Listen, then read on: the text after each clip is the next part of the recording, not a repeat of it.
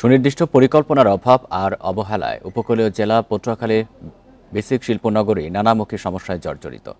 15 acre জমির ওপর basic শিল্পনগরীটি প্রতিষ্ঠা হলেও পর্যাপ্ত সুযোগ সুবিধার অভাবে উদ্যোক্তারা প্রতিনিয়ত দুর্ভোগ পোহাচ্ছেন। তবে সমস্যার সমাধানে আশ্বাস দিয়েছেন বেসিক কর্মকর্তারা।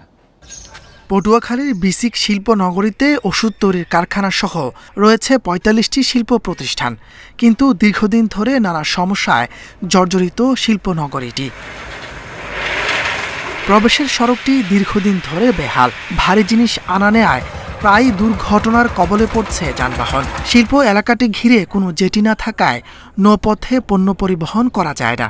চারপাশে গাইডওয়াল না থাকায় প্রায় ঘটে চুরি। আধুনিকতার ছোঁয়া লাগেনি ড্রেনেজ ব্যবস্থায়ও।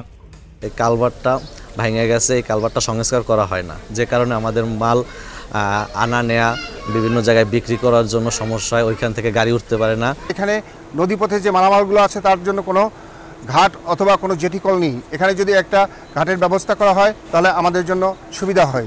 এই সীমানা প্রাচীর না থাকায় আমাদের বেসিকটা সম্পূর্ণ অরক্ষিত অবস্থায় আছে। এসব সমস্যার সমাধানে ঊর্ধ্বতন কর্তৃপক্ষকে অবহিত করা হয়েছে বলে জানান বেসিকের সহকারী ব্যবস্থাপক। কর্তৃপক্ষের সাথে আমাদের একটা আলোচনা চলছে।